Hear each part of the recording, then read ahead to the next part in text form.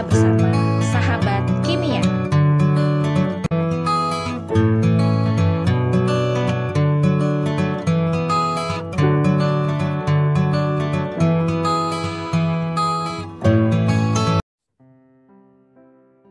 Ya, bismillahirrahmanirrahim. Assalamualaikum warahmatullahi wabarakatuh. Waalaikumsalam. Waalaikumsalam warahmatullahi wabarakatuh. Waalaikumsalam warahmatullahi wabarakatuh. Iya, selamat pagi semua. Pagi, Bu. Ibu. Pagi, Bu. Ya, alhamdulillah hari ini kita kembali ya bertemu untuk di pelajaran kimia. Ya, semoga semua dalam keadaan sehat ya.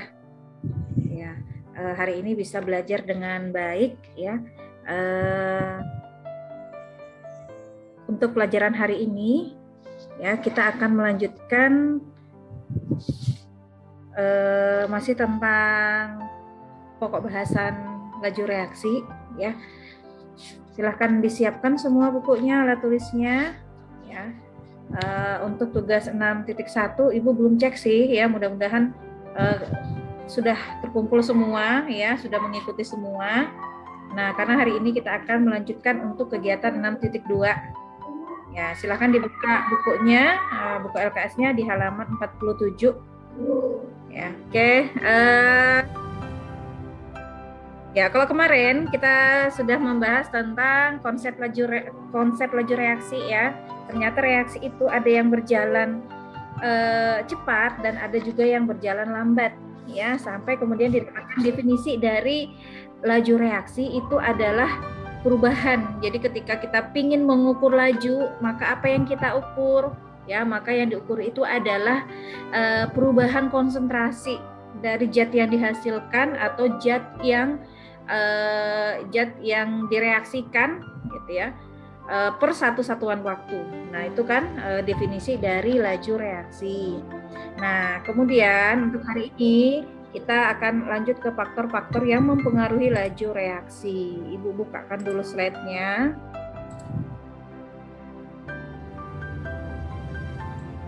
Ya, udah kelihatan di situ? Sudah, Bu. Ya. Sudah, Bu. Oke. Nah, di buku kalian di halaman 47 di situ ada beberapa gambar ya. Jadi gambar yang pertama, susunannya berbeda sama yang di gambar, tapi nggak apa-apa. Ini gambar apa ini? Gambar apa ini? Ledakan. Ya, bom meledak ya. Kemudian ini gambar apa?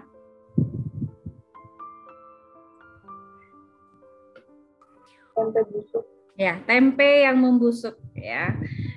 Kemudian ini gambar apa? Perkaratan. Ya, perkaratan logam. Kemudian yang terakhir ini gambar apa?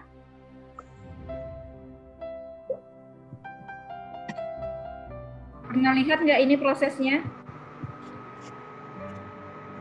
Nggak pernah lihat ya? Ya, kalau mungkin bom meledak atau sesuatu yang terbakar biasa kita lihat ya di kehidupan kita sehari-hari. Tempe yang busuk juga mungkin kita pernah melihat. Begitu juga dengan besi yang berkarat mungkin juga kita sering menemukan di sekitar kita ya. Dan yang terakhir ini adalah pembentukan batuan-batuan yang ada di dalam goa. Batam enggak bisa. Stalaktit dan stalagmit. Ada yang ini ya, tolong. Gitu. Oke. Masih ada.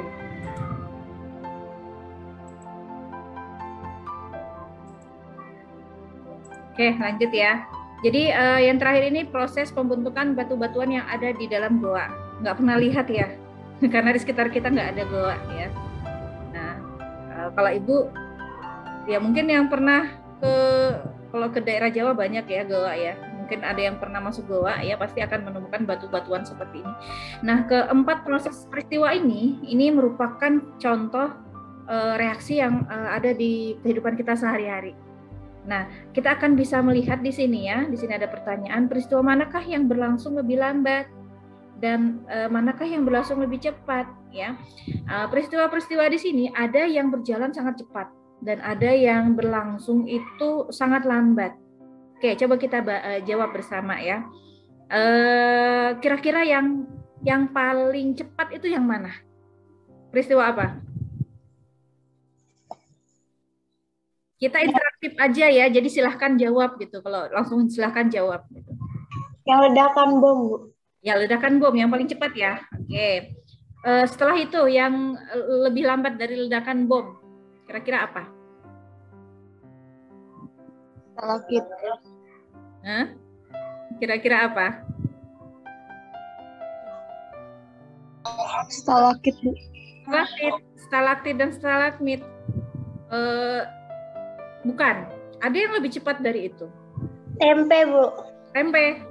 Tempe busuk sama logam berkarat, mana yang lebih cepat? Tempe, Bu. Iya, tempe. Tempe ya paling berapa hari kita simpan udah busuk dia. Ya. Setelah itu proses apa? Yang lebih lambat lagi? Perkaratan. Nah, dan yang paling lambat lagi adalah pembentukan batuan stalaktit dan stalagmit. Nah, itu paling lambat itu, butuh 4 tahun gitu ya. Baru kemudian sedikit demi sedikit terbentuk batu-batuan ini. Nah, jadi di sini menunjukkan bahwa memang terjadi perbedaan ya laju reaksi ya pada sebuah peristiwa itu punya beberapa perbedaan kecepatan. Ya, sini.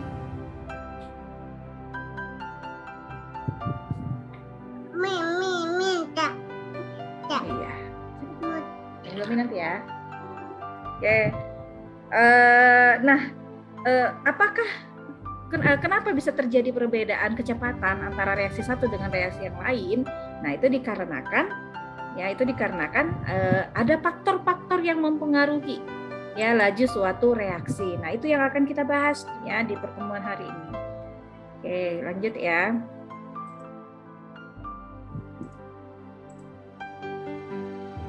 Nah, terjadinya suatu reaksi itu karenanya ada tumbukan ya, terjadi tumbukan yang efektif antara partikel-partikel yang bereaksi. Misalkan ibu punya molekul A, ya, molekul A sama molekul B, ya. Kemudian ibu mau reaksikan, ya. Nah, ketika A dan B ini kita reaksikan, kita campurkan, itu akan terjadi yang namanya tumbukan. Ya, kalau misalkan dia terjadi tumbukan yang efektif, nih tumbukan ini bersentuhan seperti ini ya, bertabrakan nih, nah bertumbukan. Nah, kalau dia terjadi pertumbukan yang efektif, maka kedua molekul ini akan membentuk yang namanya produk atau membentuk zat baru. Nah, itulah sebenarnya proses dari suatu reaksi kimia. Ya, jadi ketika kita mereaksikan zat-zat, ya, setiap zat itu kan punya molekul-molekul ya. Nah, sebenarnya setiap molekul yang ada di dalam suatu senyawa itu kan punya energi yang namanya energi kinetik ya.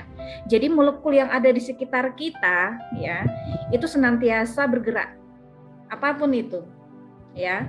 Misalkan oksigen yang ada di udara kita ya, itu molekulnya senantiasa bergerak. Ya. Begitu juga atom-atom, molekul-molekul yang ada di kulit kita ini, ya, itu senantiasa bergerak. Nah, pergerakan antara molekul satu dengan molekul yang lain itulah yang memungkinkan terjadinya suatu tumbukan. Jadi ketika dia bertumbukan dengan efektif, maka akan menghasilkan yang namanya reaksi kimia. Nah, di sini coba ada sebuah tayangan ya. Coba dilihat dulu bagaimana sih pergerakan suatu molekul ya ketika kita reaksikan. Nah, misalkan di sini ada molekul kuning ya, kemudian ada molekul merah ya. Kedua jenis molekul ini kemudian kita campurkan atau istilahnya itu kita reaksikan.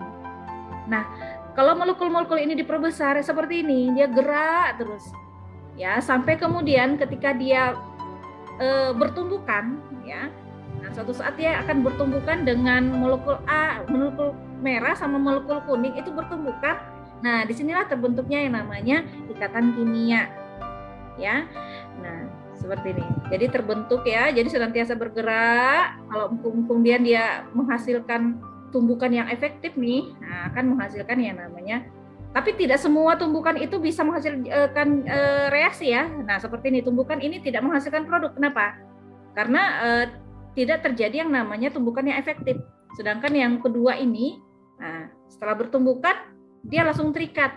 Nah, kenapa bisa seperti itu? Karena terjadi yang namanya tumbukan yang efektif. Ya. Nah, ini kalau molekulnya terdiri dari diatomik. Nah, peristiwa ini, nah, ini aja, dia cuma mantul-mantul aja. Ya, tidak terjadi yang namanya tumbukan yang efektif. Ya, Ibu stop videonya sampai sini, kita lanjut.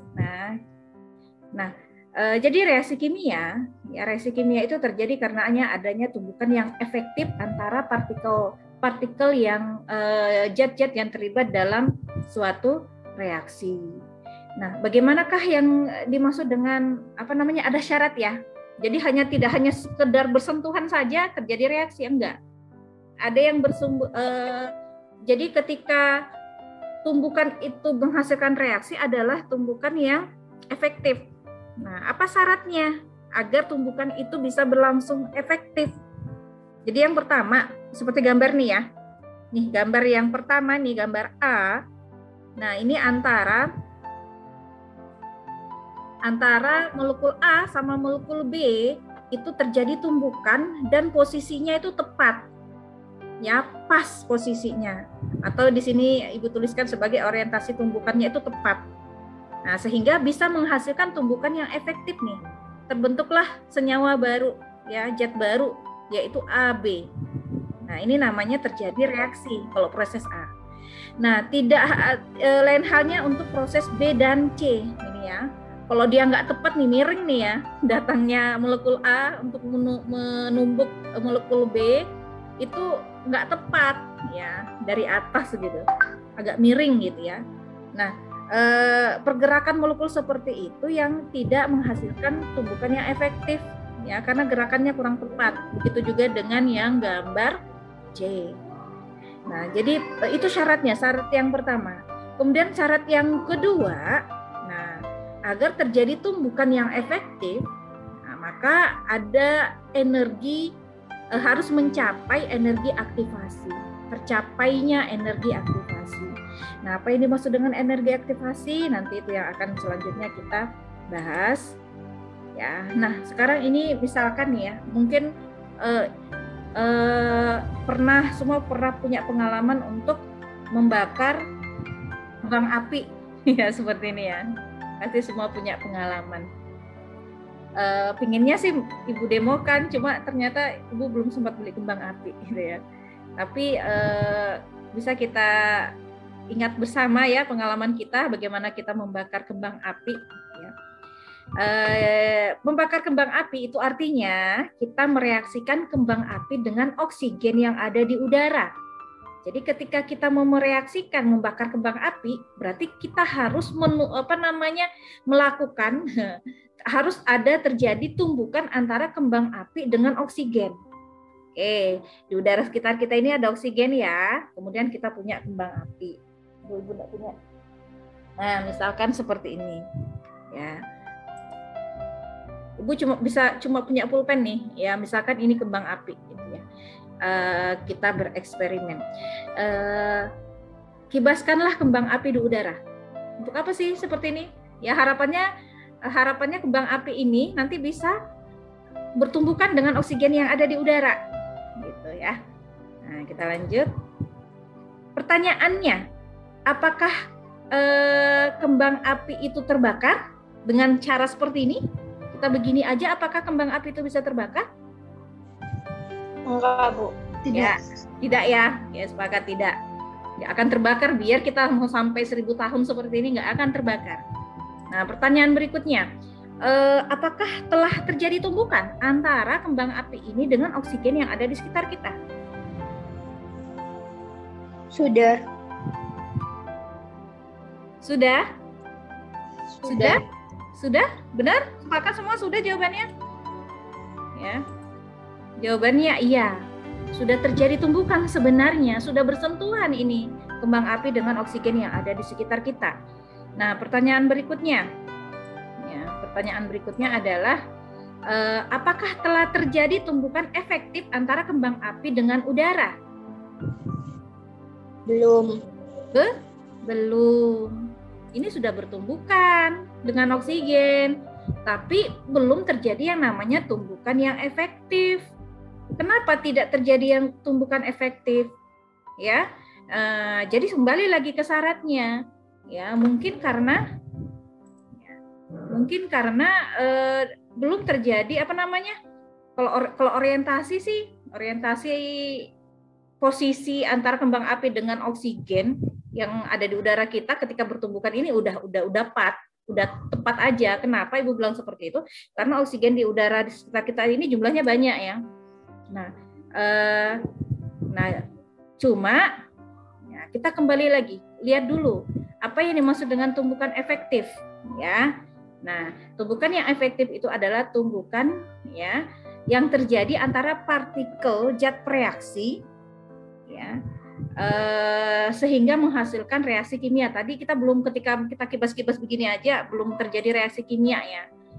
Nah, belum terjadinya reaksi karena belum terjadinya tumbukan yang efektif ya. Sebelum suatu tumbukan efektif terjadi, maka partikel-partikel itu memerlukan suatu energi minimal yang dikenal dengan energi pengaktifan.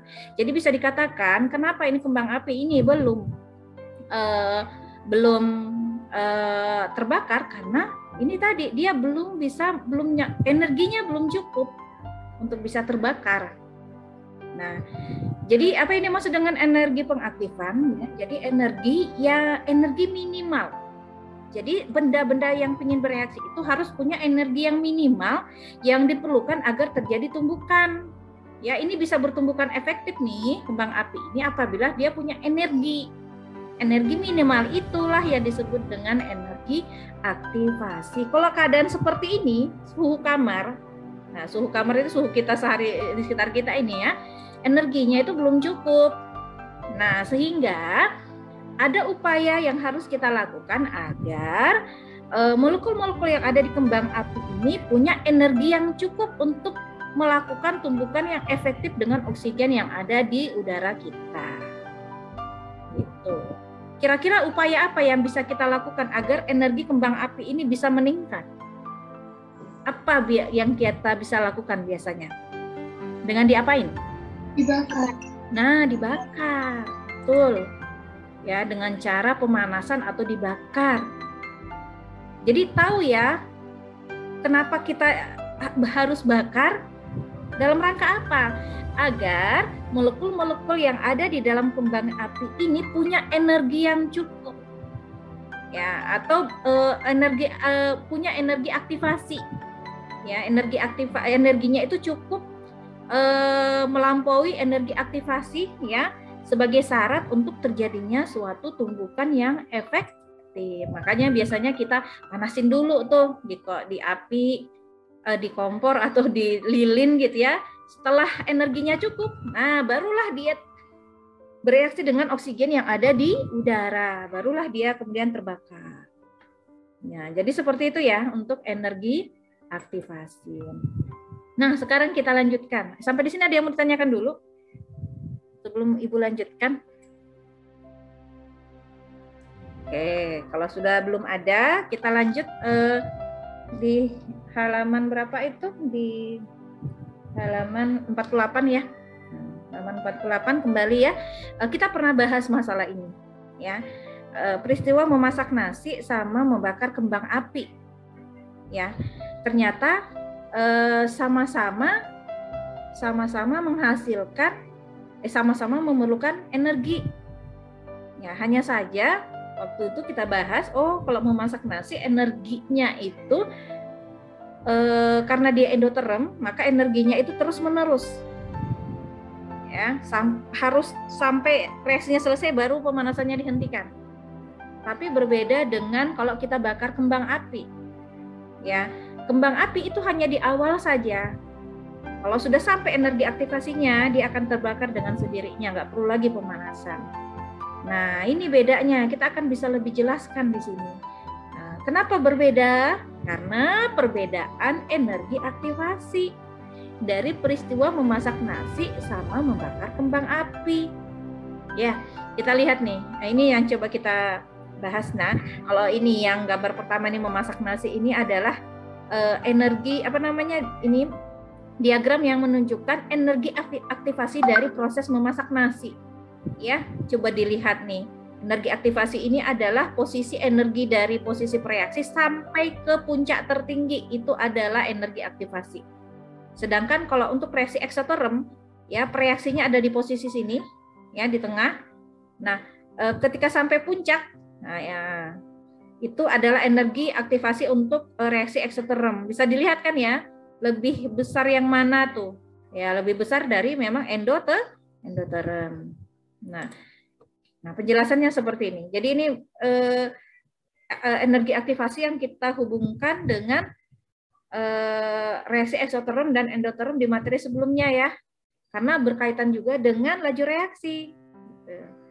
Nah, ini peristiwa endoterm nih, ya. Peristiwa endoterm, suatu reaksi itu kan proses. Ya, lihat nggak ini ya? Nih, proses dari preaksi menjadi hasil reaksi. Nih, dari preaksi menjadi hasil reaksi. Nah, jadi seperti sebuah perjalanan nih ya, anggaplah sebuah ada bola di sini. Ibu gambar titik hitam ini adalah sebuah bola misalkan ya. Nah, bola ini startnya, kemudian finishnya adalah dia ingin menjadi hasil reaksi.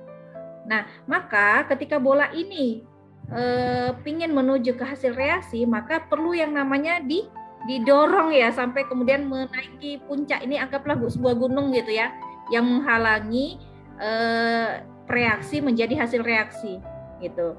Ada sebuah gunung yang menghalangi. Jadi bola ini bisa sampai ke hasil reaksi apabila diberi energi. Nah, maka diberilah energi sampai kemudian bola ini biasanya kita dorong ya untuk naik gunung seperti ini. Nah, naik gunung dorong. Nah, kalau di posisi ini sebenarnya energinya udah sampai untuk menjadi hasil reaksi. Ini reaksi endoterm ya. Nah, makanya kalau misalkan proses pemanasan ini reaksinya belum selesai. Kalau misalkan kita masak nasi di tengah-tengah kemudian kompornya kita matikan, apa yang terjadi? Ya, maka nasinya akan jadi apa? Berasnya akan jadi nasi enggak? Enggak kan? Ya, karena bola kalau kita berhenti, kita dorong sampai titik ini, maka dia akan menggelinding ke bawah lagi. Enggak akan sampai ke hasil reaksi.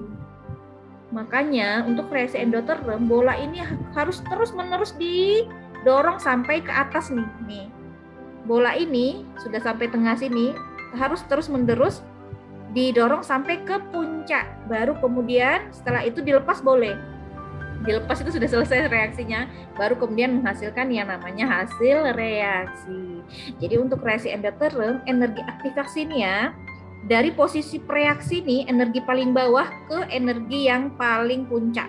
Itulah yang namanya energi aktivasi untuk reaksi endoterm. Oke, udah ya. Jadi kita lanjutkan untuk reaksi yang endoterm ya. Yang eksoterm ya, ketika membakar kembang api. Ya, seperti ini.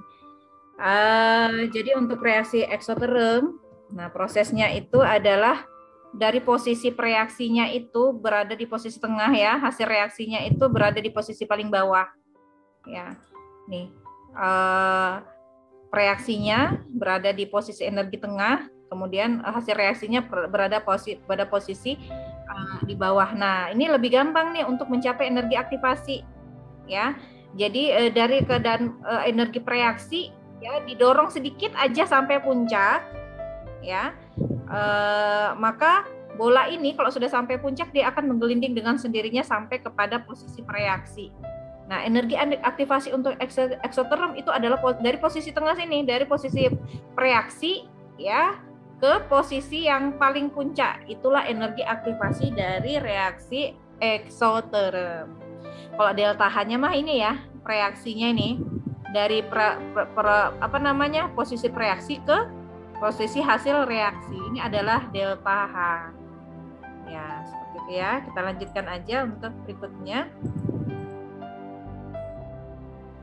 Nah, ini ada contoh soal nih, ya. Kalau lihat dari bagannya, dari ininya, gambar ya, gambar diagramnya, seharusnya kita bisa menyimpulkan ini reaksi ekso atau endo. Ya, reaksi ekso atau endo. Ya. Bisa enggak kalian tebak ini reaksi ekso atau endo? Exo. Ekso ya. Lihatnya dari mana sih? Gitu. Ini loh, ini namanya pereaksi. Ini namanya hasil reaksi. Ya, ini pereaksi, ini hasil reaksi. Pereaksinya itu lebih tinggi ya daripada ini reaktannya energinya lebih tinggi daripada produk ya.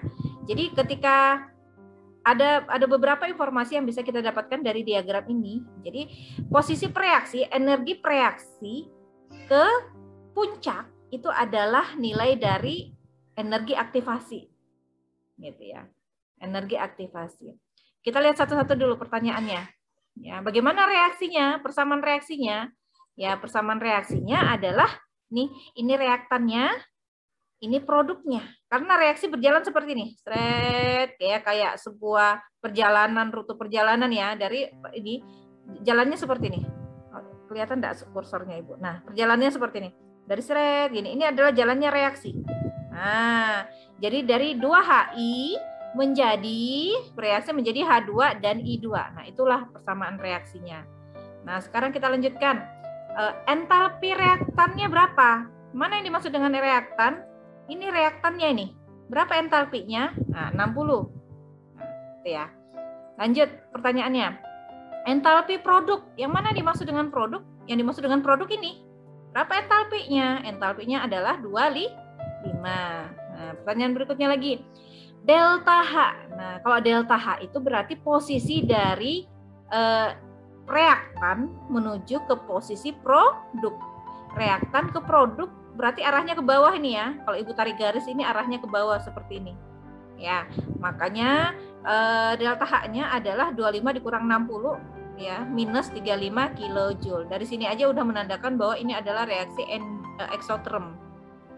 Nah, sedangkan pertanyaan berikutnya lagi, berapa energi aktivasinya? Nah, kalau energi aktivasi ya dari posisi reaktan ini ya, ini posisi tengah ini reaktan ke puncak. Itulah energi aktivasi dari reaksi ini. Ya, dari posisi tengah ke puncak. Nah, berapa nilainya? Nah, bisa kita hitung jadi 100 dikurang 60. Nah, jadi energi aktivasinya adalah 40 kilojoule.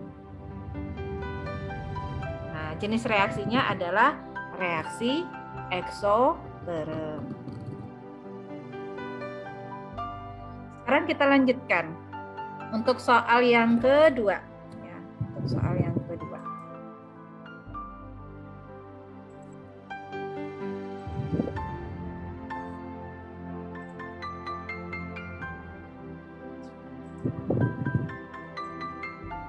Nah, kalau ada ketemu bagan seperti ini, itu artinya dia reaksi endoterm.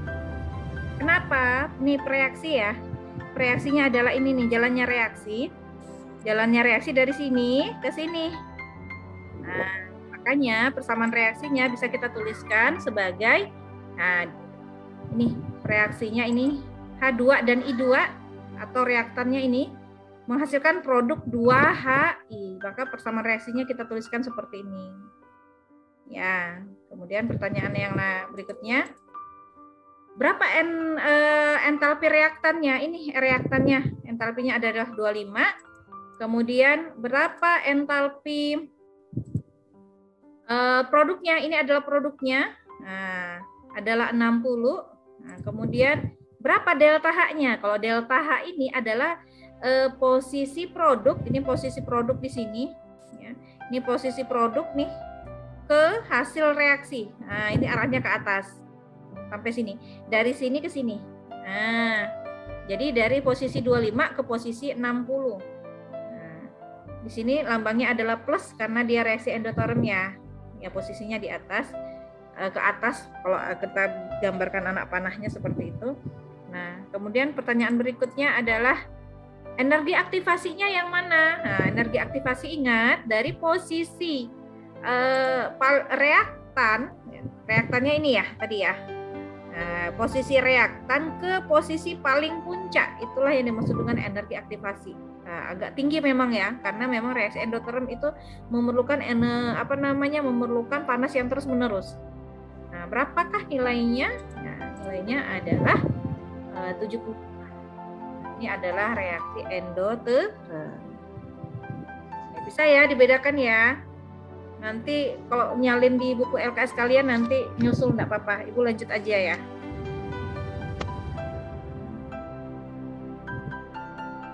Oke, kita lanjutkan. Nah, sekarang perhatikan di sini. Ada dua peristiwa, ada dua zat ya. Kita bandingkan nih antara batu bara dengan kayu. Ya. Jika terbakar, menurut kalian manakah yang mempunyai energi aktivasi yang lebih besar?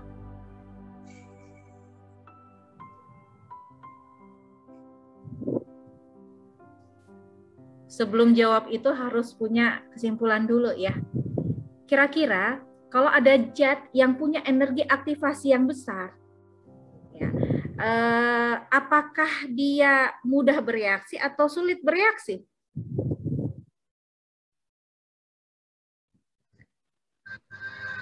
Mudah. Energinya besar. Energi aktivasinya besar. Ya. Jadi dia mudah bereaksi atau sulit bereaksi? Mudah bereaksi. Mudah bereaksi. Kalau misalkan dia punya energi yang besar, sementara molekulnya belum cukup energinya, kira-kira bisa bereaksi atau tidak? Tidak. Nggak bisa kan? Nah, nggak bisa kan? Jadi semakin tinggi energi aktivasi suatu zat, maka semakin sulit dia bereaksi.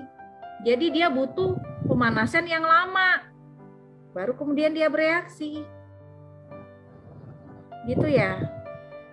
Ya. Kalau kita bakar kayu sama bakar gas LPG, mana yang lebih mudah bereaksi? Gas, Bu. Gas. Gas LPG itu menandakan gas LPG-nya energi aktivasinya tinggi atau rendah? Tinggi, Bu. Hah? Tinggi. Rendah. Rendah. Energi aktivasinya rendah, makanya dia mudah bereaksi. Karena dia hanya memerlukan energi tambahan dikit aja, langsung bereaksi dah dia. Ya, energi aktivasinya kecil. Ya. Nah, anggaplah sebuah gunung tadi ya, kan tadi sebelumnya Ibu gambarkan seperti gunung. Jadi ketika dia mau melampaui gunung, energi aktivasi itu kan kalau terlampaui gunung itu tadi, gitu ya. Kalau gunungnya itu rendah, kan enak aja tuh kita nggak ngos-ngosan untuk melewatinya. Energi yang kita keluarkan sedikit aja, lebih mudah untuk kita lewati gunung yang nggak tinggi dibanding kalau misalkan gunung yang tinggi kan. Kalau gunung tinggi, orang pendaki gunung-gunung yang tinggi itu ya luar biasa perjuangan mereka untuk bisa sampai ke puncak. Butuh energi besar atau kecil?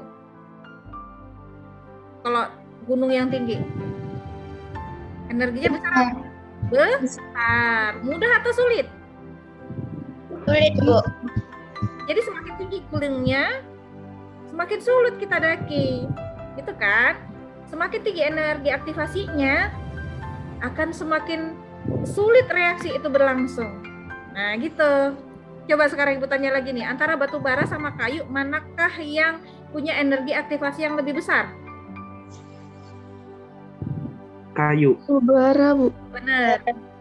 Kayu ya. Kayu kan lebih susah kita bakar daripada batu bara. Ya, batu bara itu apalagi kalau dia serbuk ya.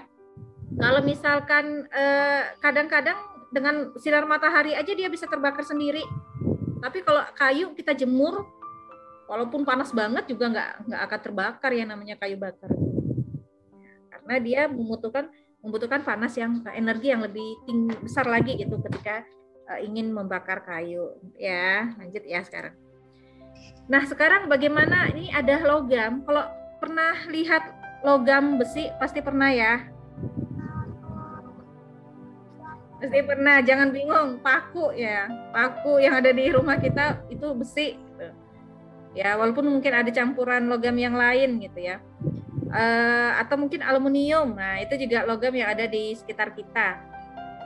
Ketika dikasih air, kira-kira dia bisa terbakar nggak? Ada logam aluminium, kita kasih air, bisa terbakar nggak? Enggak, Bu. Enggak ya, jangan bingung. Pertanyaannya nggak sulit. Kalau ada bahkan jadi wadah gitu ya. Logam panci-panci itu dari aluminium jadi wadah untuk kita masak ya, ditaruh aja di atas kompor nggak akan kebakar dianya gitu ya. Nah, beda kalau ada namanya logam natrium, mungkin kalian nggak pernah lihat nih. Logam natrium itu lunak, dia nggak kayak logam-logam yang lainnya keras, dia agak lunak. Bagaimana kalau di sini ada sebuah gambar nih, ada ini lihat nggak secuil logam natrium nih. Nah, ini ada secuil logam natrium yang dimasukkan ke dalam air. Kita lihat ya reaksinya seperti apa.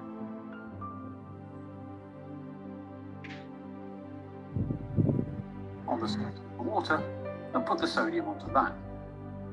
As you can see, it initially melts and then catches fire with the characteristic orange-yellow flame of sodium. Nah, ternyata seperti itu reaksinya. Ada logam natrium ketemu dengan air malah terbakar. Ya. Ini menandakan logam natrium itu reaktif atau energi aktivasinya kecil. Ya, sehingga dia mudah terbakar. Beda dengan aluminium tadi. Ya, beda. Nah, makanya kita nggak pernah menemukan dalam kehidupan sehari-hari ada logam natrium di sekitar kita. Kenapa? Kalau mungkin ada langsung terbakar dia. Langsung walaupun hanya air yang dalam bentuk uap air yang ada di udara kita, itu langsung bereaksi. Ya, karena dia reaktif. Ya. Nah, di buku itu di LKS kalian tuh ada pertanyaan gitu ya. Kalau ada benda seperti itu, biasanya memang nggak ada di sekitar kita, memang nggak ada, tapi adanya di lab-lab kimia itu ada. Untuk apa ada logam seperti itu? Untuk dalam rangka praktikum ya, dalam rangka mempelajari gitu. Nah, kalau ada benda-benda seperti itu berarti bahaya dong kalau misalkan kita taruh sembarangan, ya kan? Bisa jadi bahan bakar tuh. Nah, makanya silakan nanti kalian cari berbagai telusuri ya dari berbagai informasi dari berbagai sumber. Kalau ada benda seperti itu, ya bagaimana cara menyimpannya agar aman. Nah, ya silakan nanti kalian cari, itu tugas yang ada di LKS. Oke, paham ya tugasnya ya. Nah, Ibu lanjutkan yang lain. Kalau ada yang mau ditanyakan, tanya aja Bu, tanya langsung silahkan. Nah, kita masuk ke faktor-faktor yang mempengaruhi laju reaksi. Sudah mau jam 9 ya. Ada faktor-faktor yang mempengaruhi laju reaksi. Kita lihat satu persatu ya. Ada 5 semua ya. Ada konsentrasi, ada luas permukaan, ada suhu, ada tekanan, ada katalisator. Ya, lanjut aja. Ya, kita ambil dari yang pertama. Pengaruh konsentrasi. Konsentrasi itu molaritas ya. Molaritas dulu di kelas 10 udah belajar nih. Jumlah zat, kalau di kimia, jumlah zat itu dinyatakan bisa dalam bentuk mol, bisa dalam bentuk volume, bisa dalam bentuk massa, bisa dalam bentuk molaritas. Ya.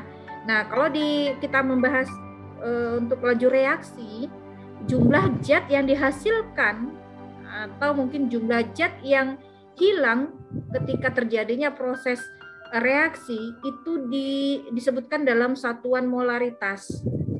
Nah, apa ini maksud dengan molaritas? Molaritas itu adalah banyaknya jumlah zat yang terlarut dalam suatu larutan. Ya. Misalkan nih, Ibu punya 2 gelas, ada 2 gelas, 1 gelas 2 gelasnya itu Ibu bikin larutan gula. Gitu ya. Ada yang Ibu campurkan gelas yang 1 pakai 1 sendok. Gelas yang 2 pakai 2 sendok. Manakah yang konsentrasinya lebih besar? Yang pakai gelas 1 atau gelas 2?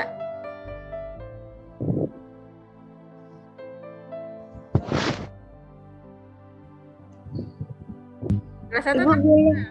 diulang ya? Iya, Bu. Ibu punya 2 gelas ya, gelas 1 sama gelas 2 yang ada airnya. Kemudian gelas 1 Ibu kasih masuk 1 sendok gula. Kemudian gelas 2 Ibu kasih masuk 2 sendok gula. Pertanyaan pertama dulu, mana yang lebih pekat larutannya? 1 atau 2? 2. 2 ya. Mana yang konsentrasinya lebih besar? Gelas 1 atau gelas 2?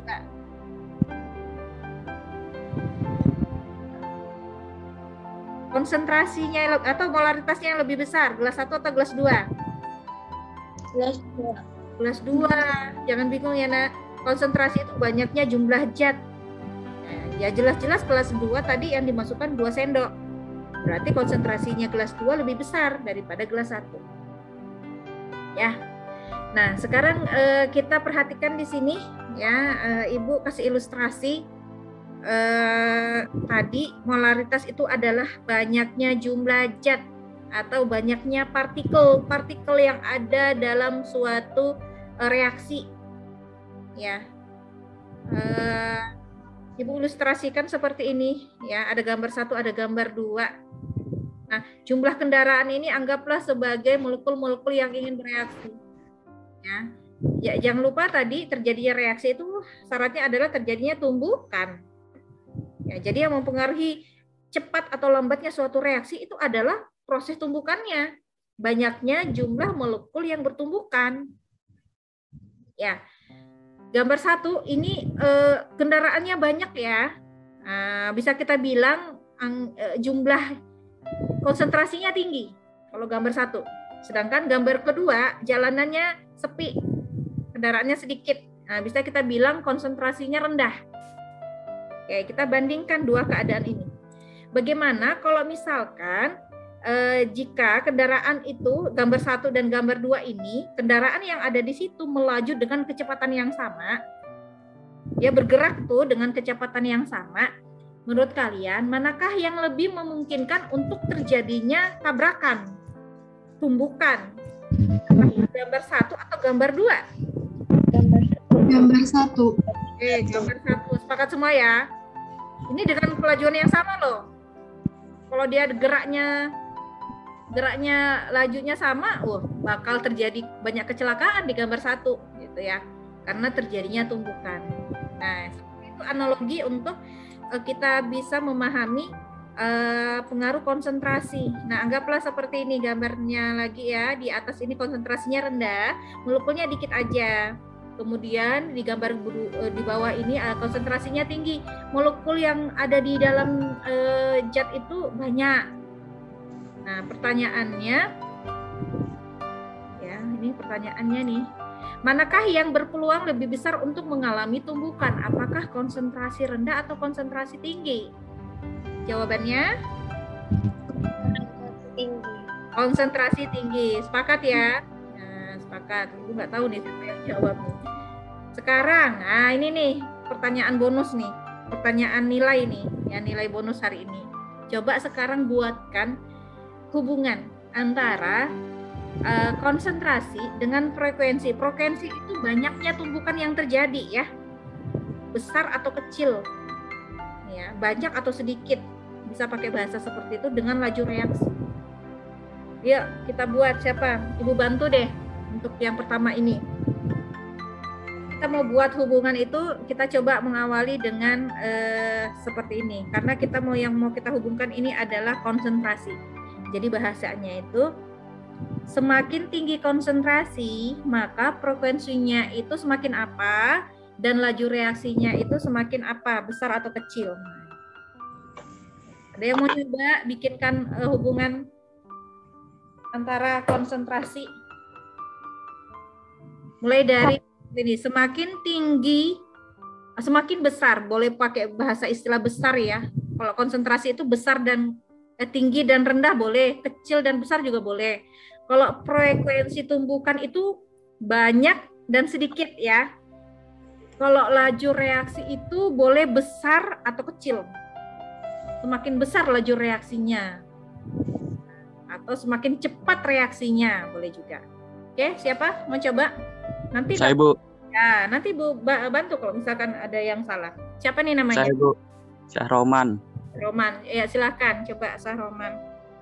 Semakin besar konsentrasi zat reaksi, maka semakin besar frekuensi tumbukan efektif yang terjadi hingga semakin besar laju reaksinya, semakin cepat reaksinya. Begitu sebaliknya. Iya, benar. Ya. Jadi semua berbanding lurus ya. Konsentrasinya besar, tinggi, frekuensi tumbukannya itu banyak, laju reaksinya besar. Semakin cepat reaksinya. Nah, benar. Wah, Roman. Nah, jadi seperti ini. Sudah tepat ya. Jadi semua berbanding lurus kalau untuk konsentrasi. Tulis ya namanya di grup ya, Syahroman. Biar nanti bisa Ibu rekap. Dah, sekarang kita lanjut ke pengaruh luas permukaan zat padat. Ya, kok sudah ada sih di sini? Lupa di ini. Ini ada nih zat padat 1, 2, 3. Ini zat padat ini bentuknya kubus. Nah, volumenya sama atau masanya sama, tapi bentuknya berbeda. Ya, ya. Ini yang satu, ini full seperti ini. Kemudian yang kedua ini dipotong-potong jadi seperti ini. Yang ketiga dipotong-potong lagi jadi kecil-kecil. Nah, kalau dibilang 1, 2, 3 ini punya volume yang sama, punya massa yang sama, tapi bentuknya berbeda. Ya, anggaplah kita gambar ini gambar satu ini kita istilahkan dengan bongkahan. Kalau ada partikel zat padat itu, oh ini gambar satu ini bongkahan. Gambar kedua itu butiran kasar. Nah, gambar ketiganya butiran halus atau dalam bentuk serbuk. Pertanyaannya, manakah yang memiliki luas permukaan yang lebih besar? Ternyata udah muncul jawabannya, jadi nggak jadi Ibu tanya deh. Ya. Jadi yang memiliki luas permukaan yang lebih besar itu adalah bentuk 3. Ya, luas permukaannya lebih besar. Kenapa? Karena dipotong kecil-kecil gitu ya. Coba aja kamu hitung secara matematika, pasti dapat yang 3 tuh luas permukaannya yang lebih besar. Ya, nggak bingung ya? Ya. Semakin besar, semakin halus bentuk zat padat, maka luas permukaannya itu akan semakin besar. Nah, seperti itu hubungannya. Semakin halus bentuk dari zat padat, maka luas permukaannya akan semakin besar. Ya, anggaplah seperti ini nih. Ini ada gula merah ya. Siapa yang biasa mencairkan gula merah? Nah, pasti punya pengalaman nih. Ada gula merah yang kadang kita mencairkan gula merah yang dalam bentuk bongkahan seperti ini. Ada yang mungkin kita dalam butiran kasar seperti ini, dipotong-potong dulu pakai pisau. Bahkan ada yang kita coba haluskan dulu sampai bentuk serbuk. Itu pasti akan menghasilkan reaksi yang berbeda kalau misalkan kita panaskan, ya, kita mau cairkan. Ya. Lanjut. Nah, ya.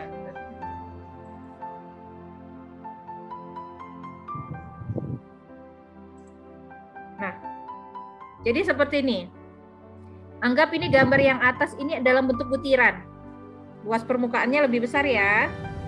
Jangan salah ini, kadang Ibu kalau sudah ngajar tahun ke tahun ini kadang-kadang salahnya di sini. Ya.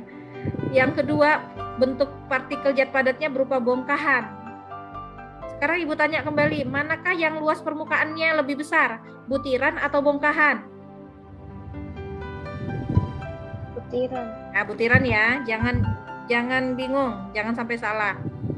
Pertanyaannya, manakah yang berpeluang lebih besar untuk mengalami tumbukan? Apakah yang luas, apakah yang bentuknya itu bongkahan atau butiran? Mana nih yang lebih berpeluang untuk terjadinya tumbukan? Gambar yang atas atau bawah? Butiran atau bongkahan? Coba dijawab.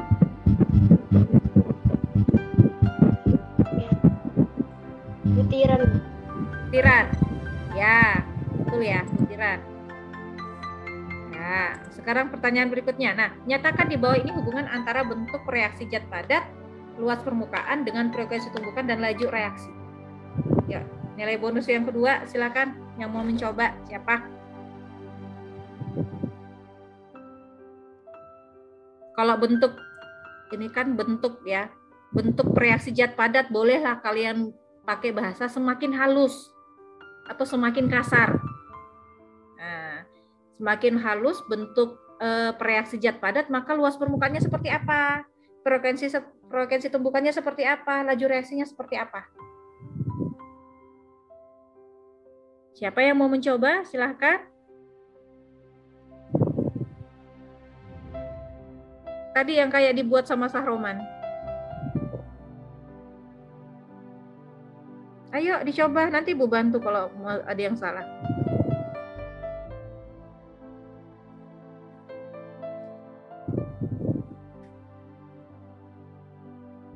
Saya Bu mau coba. Siapa nih? Salsabila. Oke, silakan. Semakin halus bentuk zat padatnya, maka semakin besar luas permukaannya. Ya. Itu juga sama berlangsung dengan permukaan, frekuensinya juga semakin tinggi. Ya, frekuensi tumbukannya semakin tinggi, maka laju reaksinya Semakin cepat. bukan, maka laju reaksinya semakin besar atau kecil? Oh, semakin besar. Laju reaksinya semakin besar, maka reaksinya semakin reaksinya akan semakin Tinggi. ya besar, semakin kalau reaksi akan semakin cepat gitu. Maka reaksinya akan semakin cepat. Ya, udah benar. Salsabila ya. Nih, semakin kalau di sini Ibu bikin semakin kasar, tapi terserah aja gitu ya. Mau bikin semakin halus, tadi Salsabilanya bikinnya semakin halus boleh. Kalau ini semakin kasar bentuk partikel zat padat, artinya semakin kecil luas permukaannya. Maka semakin kecil frekuensi tumbukannya. Sehingga semakin kecil juga laju reaksinya atau reaksinya semakin lambat. Gitu ya. Demikian sebaliknya. Oke, lanjut aja. Nah, udah mau setengah 10 soalnya. Yang ketiga, pengaruh suhu. Ya, pengaruh suhu. Gambar 1 suhu rendah, gambar 2 suhu tinggi. Bedanya apa sih? Nih, suhu rendah. Suhu rendah itu berarti energinya kecil ya. Energi kinetiknya kecil. Jadi molekul-molekul yang bergerak itu sedikit aja. Anggap aja kalau misalkan pagi-pagi dalam keadaan hujan, ya, enaknya apa tuh? Selimutan ya. Di atas kasur selimutan, nggak mau gerak. Kenapa? Udaranya dingin, enak tidur gitu ya. Jadi molekul gitu juga. Kalau suhunya rendah itu mereka banyak yang nggak bergerak, ya, ataupun gerakannya lambat. Ya, banyak partikel-partikel yang diam aja, hanya sedikit yang bergerak. Tapi kalau pada suhu tinggi, partikel-partikel yang bergerak itu lebih banyak, gitu ya. Nah, maka kita coba simpulkan nih hubungan antara suhu dengan energi kinetik. Ya, kalau semakin rendah suhunya, maka semakin rendah energi kinetiknya. Energi kinetik itu energi untuk bergerak kan. Nah, sebaliknya kalau semakin tinggi suhunya, maka energi kinetik yang dimiliki oleh molekul itu juga akan semakin tinggi, semakin banyak yang bergerak. Nah, dari situ nanti akan kita bisa jawab nih pertanyaan nih. Manakah yang berpeluang untuk lebih besar untuk mengalami tumbukan efektif? Apakah suhu rendah atau suhu tinggi? Suhu tinggi. Suhu tinggi, oke, udah benar jawabannya, suhu tinggi. Sekarang nyatakan di bawah ini hubungan antara suhu, energi kinetik, frekuensi tumbukan, dan laju reaksi. Ayo, siapa yang mau nyoba?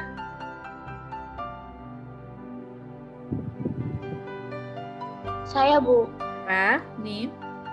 Nazila Pradita Pangga. Nazila, silakan Nazila. Jadi semakin tinggi suhu, maka energi kinetiknya itu semakin tinggi juga. Kemudian kemungkinan terjadinya tumbukan lebih banyak dan reaksinya juga semakin besar. Atau Ya, semakin laju reaksinya semakin besar. Ya. Berarti reaksinya semakin cepat. Ya, udah benar. Ya. Jadi semua berbanding lurus kalau ini ya. Semua berbanding lurus antara suhu, energi kinetik, frekuensi tumbukan, sama laju reaksi. Semuanya berbanding lurus. Kalau ini Ibu pakai bahasa semakin rendah, terserah nanti kalian ya. Mau pakai semakin tinggi atau semakin rendah, terserah aja. Lanjut sekarang pengaruh tekanan. Nah, kalau pengaruh tekanan, ini ada gambar A dan B. Ada wadah ya. A-nya kok di bawah. A-nya ini seperti ini. A dan B ini masing-masing punya jumlah molekul yang sama. Hanya saja kalau B itu dipres, ya, dikecilkan volumenya. Ya, ketika kecil volumenya, maka tekanannya akan semakin tinggi. Ya, gambar A itu tekanannya rendah, gambar B itu tekanannya tinggi. Ya, kira-kira mana yang lebih berpeluang untuk terjadinya tumbukan? A atau B? Yang B. Yang B ya, tekanan tinggi ya. Oke, silahkan kalau buatkan. Kok buatkan sudah kelihatan. Nggak jadi deh Ibu lempar pertanyaannya. Sudah muncul sendiri ya. Semakin tinggi tekanan maka semakin besar frekuensi tumbukan yang efektif ya. Jadi semakin tinggi tekanannya, frekuensi tumbukannya juga akan semakin besar ya, maka lajunya juga akan semakin besar. Artinya semakin cepat reaksinya. Demikian sebaliknya. Ya, terlanjur terbuka jawabannya. Jadi nggak jadi Ibu lempar. Sekarang lanjut ya, yang terakhir pengaruh katalisator. Ya, katalis di sini adalah zat yang sengaja dimasukkan ke dalam suatu reaksi dengan maksud tertentu. Ada tujuannya, ya. Fungsinya adalah untuk mempercepat terjadinya suatu reaksi. Ya, akan tetapi katalis ini tidak awalnya dia ikut bereaksi, tapi nanti setelah reaksi nanti dia dihasilkan lagi, ya. Jadi itu katalis ya. Jadi ada reaksi-reaksi itu yang lambat ya. Kalau misalkan industri kimia, zat-zat kimia yang melibatkan reaksi kimia, yang namanya juga orang produksi itu ingin cepat dapat hasilnya ya. Nah, maka ditambahkanlah katalis ini biar reaksinya cepat dan produknya itu juga akan cepat dihasilkan sehingga lebih cepat untuk dijual gitu ya. Nah, itu namanya katalis. Nah, peran katalis di sini adalah menurunkan energi aktivasi. Nah, karena biar reaksi itu cepat, energi aktivasinya itu diturunkan. Nah, itu kerjanya katalis, ya. Dia menurunkan energi aktivasi sehingga suatu reaksi itu lebih mudah. Ya, gunungnya itu lebih mudah untuk didaki, ya. Maka dia energi aktivasinya itu dikecilkan gitu ya, diturunkan. Oke, itu sudah ya, selesai ya. Jadi ada 5 faktor ya. Nanti silahkan dilengkapi LKS-nya. Sekarang kita lanjut ke contoh soal untuk faktor suhu ya. Ada soal seperti ini ya. Suatu reaksi, soal yang pertama, suatu reaksi berlangsung 2 kali lebih cepat setiap suhunya dinaikkan 10 derajat Celcius. Oke, dari soal ini ya. Kita coba catat dulu yang diketahui apa? Yang diketahui adalah nilai X. X ini adalah laju reaksi, ya. X ini adalah laju reaksi pada kondisi 1, kondisi mula-mula, ya. Nah, kondisi pada saat 20 derajat Celcius. Kemudian reaksi itu diberikan panas, ya. Diberikan panas ya dari yang 20 derajat Celcius menjadi 60 derajat Celcius. Ya, dinaikkan suhunya. Nah, maka ya dari situ akan kita bisa tentukan delta T ya. Delta T ini suhu ya. Suhunya itu adalah dari 20 jadi 60, maka delta T-nya berapa? 40. Ya, kita lanjut lagi. Gimana kita menentukan rumusnya? Jadi ada rumus di sini ya. Nih rumus nih. V2 ini adalah laju kondisi kedua setelah suhunya dinaikkan. Ya. Kemudian 2 di sini adalah angka dari perhatikan soalnya ya. Jadi rumus ini bisa berubah-ubah sesuai dengan soalnya. Karena di sini berlangsung ya 2 kali lebih cepat. Di sini 2 kali lebih cepat, maka rumusnya di sini kita buat 2, yang Ibu kasih warna biru. Kalau misalkan soalnya itu 3 kali lebih cepat, ya kamu ganti 3 di sini. Atau 4 kali lebih cepat, kamu ganti 4 di sini. Ya. Nah, kemudian delta T, ini pangkat ya, ini bilangan pangkat. Delta T-nya tadi udah dihitung 40 per 20. Nah, kok per 20 nih ya? Maaf ini salah. Ini bukan per 20. tapi per 10. Ya. Per 10. 10-nya dapat dari mana? Dari sini, yang warna hijau nih. Suhu dinaikkan 10 derajat Celcius. Jadilah rumusnya di sini kita tulis 10. Ini bukan 20 ya. Baru kemudian dikali dengan V1. Sekarang kita hitung. Nah, ini sudah benar nih, Ibu tulis nih. V2 sama dengan ini 2. Tadi delta T-nya adalah 40 ya. Kemudian ini 10 tadi diambil dari sini ya, yang warna hijau nih. Baru kemudian dikali dengan V1. V1-nya adalah X. Ya, adalah X. Ya, tinggal dihitung aja. Ya, ini 40 bagi 10 kan 4 ya. Berarti 2 pangkat 4 itu berapa? 16. 16 kali X berapa? 16X. Jadi ini hasil akhirnya. 16X molar per sekon. Ini maaf kok Ibu enggak kasih satuan. Jangan lupa dikasih satuan ya. Molar per sekon. Ya, itu contoh soal yang pertama. Ada yang mau ditanyakan sampai di sini sebelum Ibu lanjutin? Nggak ada ya, lanjut ya.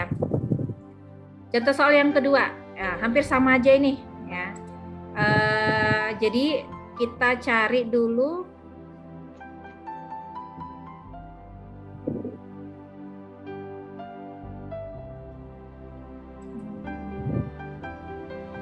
sebentar, ini salah ya. Ibu salah ini, bukan yang diketahui ini adalah, kalau gitu Ibu edit dulu. Yang diketahui ini P1, bukan P1 ya, tapi adalah T1.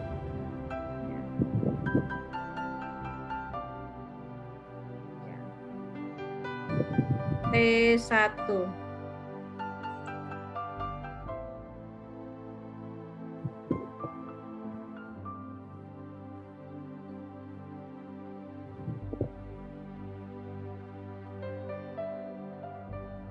T1-nya itu adalah 40 detik. Ya, 40 detik. Nah.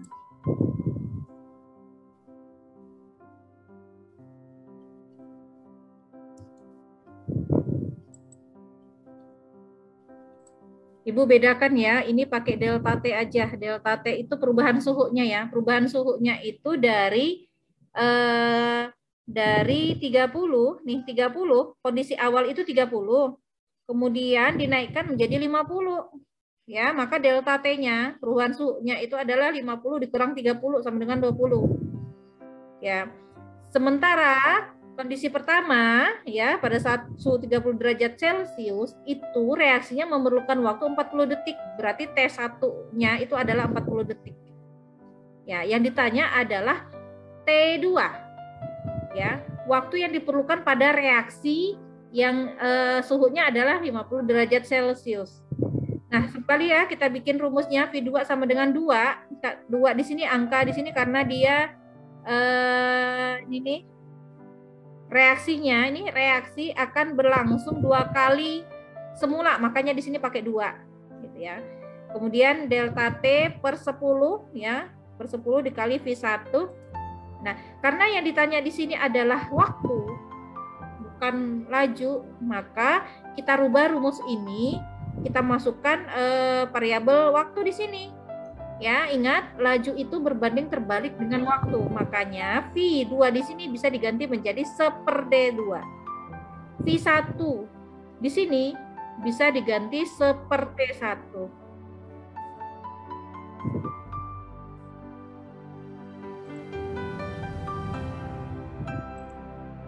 Nah, ini ya, 1/T1. Nah, kalau sudah dapat rumusnya seperti ini, udah tinggal masukkan aja. Ya, 2 tadi delta T-nya adalah 20 ya, 20 per 10 kok Ibu enggak tuliskan ya. Sampai kemudian ini 2 pangkat 2 adalah 4 ya, dihitung. Jadi T2-nya nanti didapat hasil akhirnya itu adalah 10 sekon. Ya, ini untuk contoh yang kedua ya. Kemudian yang ketiga sekarang, ya Ibu cepat aja udah mau habis waktunya. Nah, ada sebuah eksperimen seperti ini ya. Ada gelas A, B, C, D, E ya. Sekarang pertanyaannya ya, tentukan pasangan gelas yang dapat menunjukkan laju reaksi yang hanya dipengaruhi oleh suhu. Ini kita pilih 2 gelas yang nanti kalau kita misalkan perlakukan itu, kita lakukan percobaannya, ya, reaksi itu memang hanya dipengaruhi oleh faktor suhu.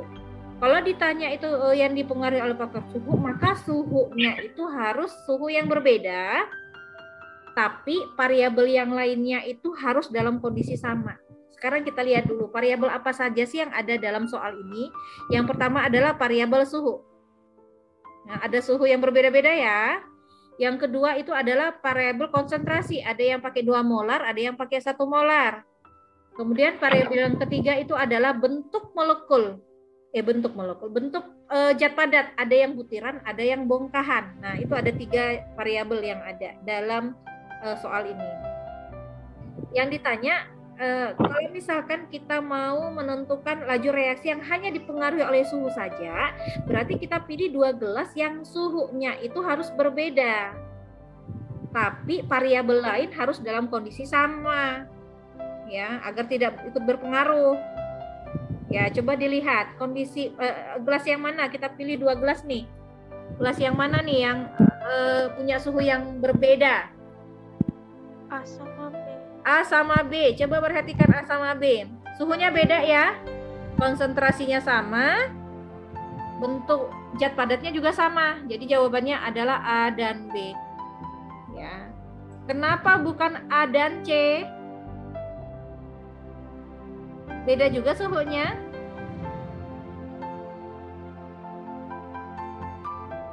Jawabannya kalau Ibu jawab A dan C benar atau salah? Salah. Salah apa? Konsentrasinya beda. Konsentrasinya beda juga. Jadi kalau yang kita pilih itu A dan C, nanti tidak hanya suhu yang berpengaruh, tapi juga ikut berpengaruh di situ adalah konsentrasi. Makanya salah ya. A dan C. Yang C, A dan C itu salah. Sekarang kita tentukan ya dalam sebuah percobaan. Mungkin juga kalau di pelajaran fisika atau pelajaran biologi ketemu yang seperti ini ya. Kita harus bisa membedakan mana yang merupakan variabel bebas, mana yang merupakan variabel terikat, mana yang merupakan variabel kontrol. Yang jelas dalam ini ada gelas A dan B, ya, variabel yang sudah bisa kita tentukan di sini ada konsentrasi, ya, ada suhu, kemudian ada bentuk zat padat. Oke, sekarang kita tentukan variabel bebas, ya, dari ketiga ini ya. Variabel bebas itu adalah variabel yang kita buat bervariasi. Coba perhatikan gelas A dan B. Yang bervariasi di sini apa? Suhu, konsentrasi, atau bentuk zat? Suhu. Ya, suhu yang bervariasi. Ada yang 25, ada yang 35. Jadi variabel bebas ini variabel yang bebas kita variasikan. Boleh 25, boleh 35, boleh kita tambah 45, 55. Nah, boleh aja karena kita bebas di situ memvariasikan.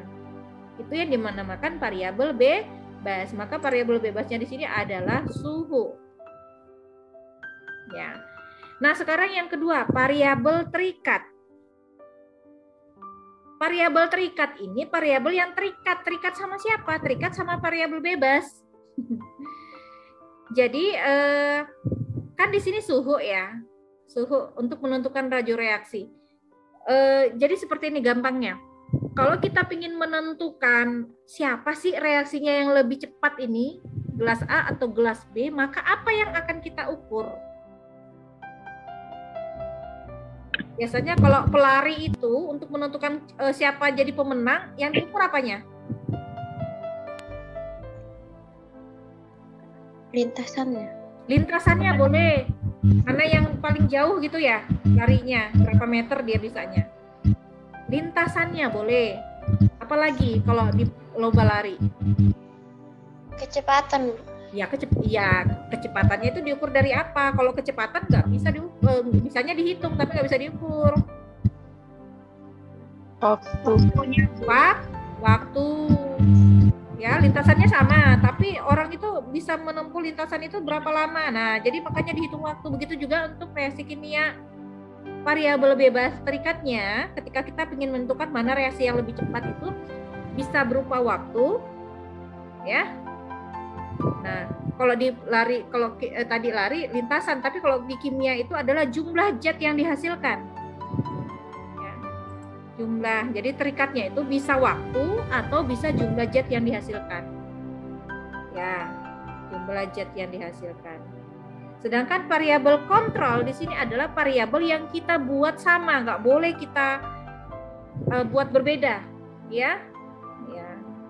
Kita buat sama agar tidak berpengaruh nih, variabel kontrol ini dibuat tetap agar tidak mengganggu gitu ya, tidak menjadi pengganggu. Karena yang kita pingin ini adalah ingin kita ketahui itu adalah pengaruh suhu. Jadi variabel yang lainnya harus dibuat dalam keadaan tetap. Itulah yang namanya variabel kontrol. Nah, jadi variabel kontrolnya siapa? Oh, konsentrasinya harus dibuat tetap.